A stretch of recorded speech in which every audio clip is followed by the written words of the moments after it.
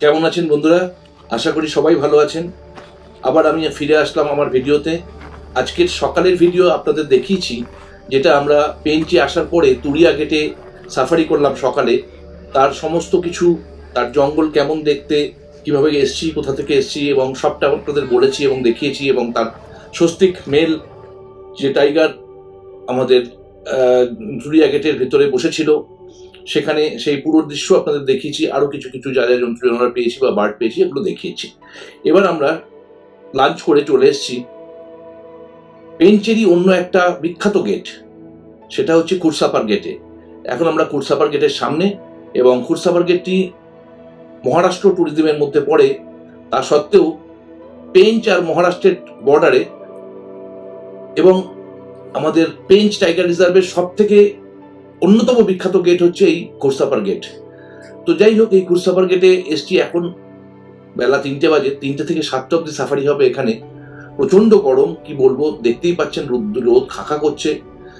আমাদেরও যে কষ্ট হচ্ছে না তা না, কোনো রকমে আমরা গাড়িতে, এবং গাড়ির মাথায় কোনো কোনো জঙ্গলের সাইডে, কোনো কোনো গেটে গাড়ির মাথায় শেড আছে, কোনো কোনো গেটে একদম ওপেন জিপসি। তো আমরা এবার ওপেন জিপসি দিয়ে ঢুকছি আমাদের কুরসাপার গেটে। এই কুরসাপার গেটের যে রাস্তা দিয়ে যাচ্ছি, এটা হচ্ছে এন্ট্রি পেরোনোর পরেই যে রাস্তাটা, সেটা ভারী সুন্দর এই জঙ্গল। এবার আমরা ঢুকবো ভেতরে, জানি না কি পাবো।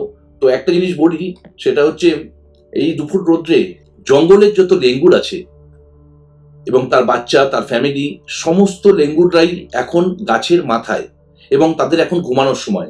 দুপুর সারা সকাল থেকে তারা খাবার সংগ্রহ করে এবং ছটফট করে ঘোরাঘুরি করে এখন তারা ক্লান্ত, এবং তাদের নিজেদের রক্ষার্থে তারাও জানে কিভাবে নিজেদের রক্ষা করতে হয়। সেই জন্য সবাই কিন্তু মগডালে গিয়ে বাচ্চা কাচ্চা নিয়ে ঘুমাচ্ছে।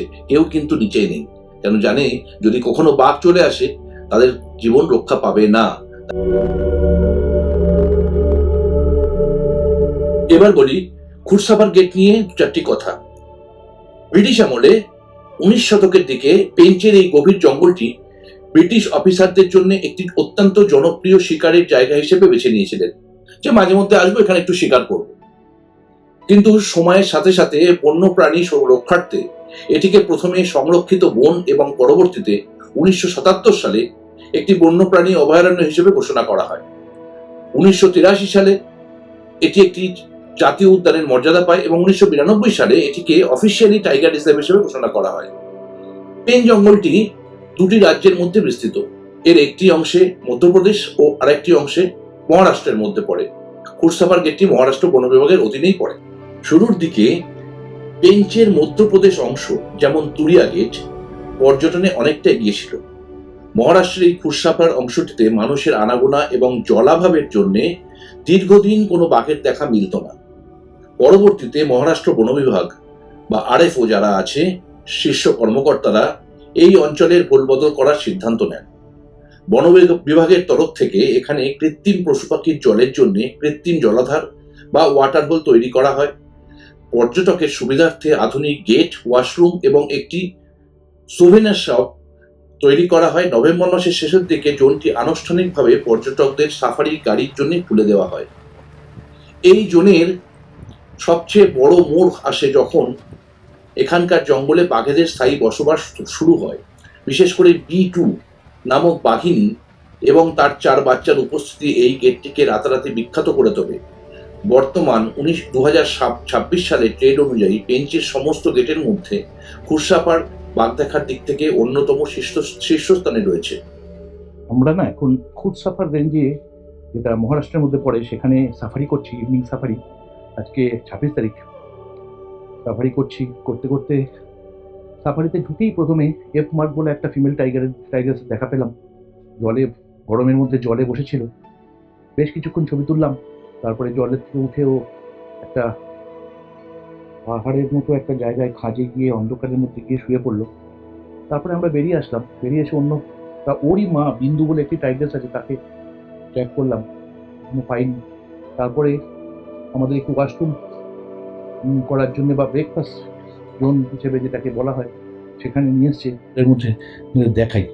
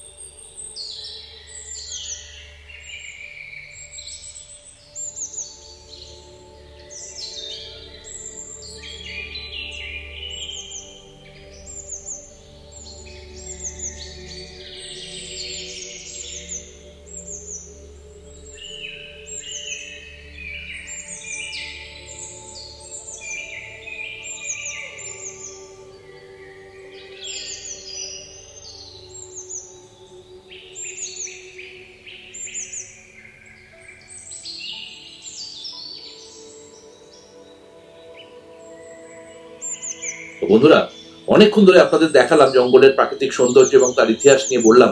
এবার চলুন যাই আমরা এফ মার্ক ফিমেল টাইগ্রেসকে যেখানে পেয়েছিলাম সেই জায়গাটা একটু দেখাই। চলুন শুরু করা যাক।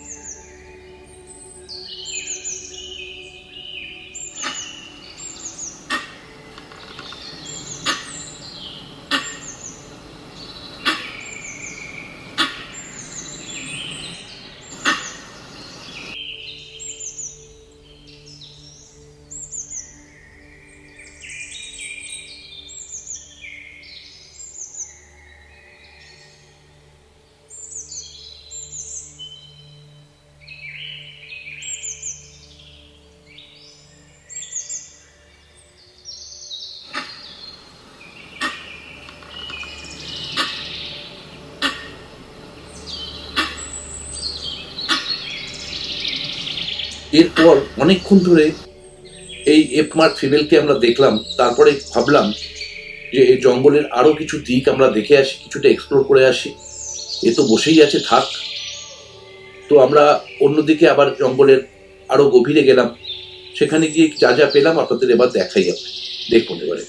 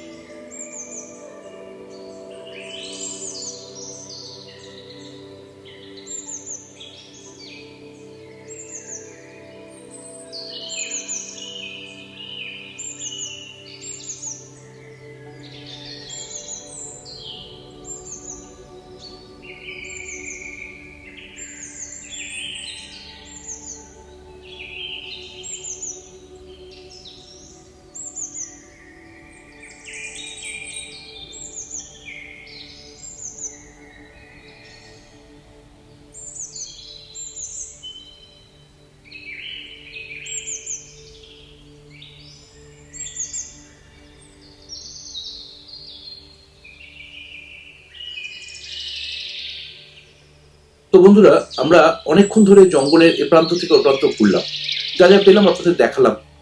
তো তারপর ভাবলাম হাতে একটু সময় আছে, সেই ওয়াটার হোলটার কাছে যাই, আবার গিয়ে দেখি যদিও আবার এর পার্কে পাওয়া যায় কোনো অ্যাক্টিভিটি থাকে, আমরা সেগুলো ছবি তুলবো বা দূর থেকে দাঁড়িয়ে শুধু দেখবো, উপভোগ করবো জঙ্গল এবং তার টাইগার্সের সমস্ত কার্যকলাপ দেখবো। তো যাই হোক, সে যে কারণেই হোক আমরা গিয়ে ওখানে পৌঁছলাম।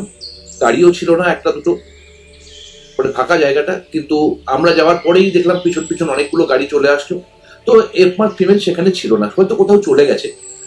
তো আমাদের মধ্যেই কোনো একটা জিপসি হঠাৎ করে স্পট করলো যে দূরে একটা পাহাড়ের ওপরে ও চুপচাপ বসে আছে। আমরাও আমাদের লেন্স দিয়ে দেখলাম, হ্যাঁ সত্যি বসে আছে দূরে, ভালো ছবি আসছে না কিন্তু দূরে বসে আছে কোথাও। তার কিছুক্ষণের মধ্যেই ও আবার ওখানে উঠে পড়লো ওখান থেকে। টাইগার এক জায়গায় বেশিক্ষণ বসে থাকে না। হ্যাঁ, তো উঠে পড়ে দেখলাম আমাদের দিকেই আসছে। তো আমাদের দিকে যেমন আসছে আসুক, ভালো, খুব ভালো, আমাদের হেড অন ছবি পাবো বা জঙ্গলের মধ্যে দিয়ে ওয়াকটা পাবো। তো সেগুলো পাচ্ছি, দেখছি, আপনাদেরও দেখাচ্ছি সেগুলো।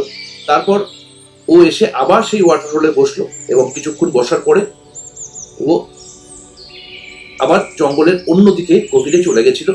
আমরা সেই চলে যাওয়ার দৃশ্য ক্যামেরা বন্দি করেছি, আপনাদের দেখাবো।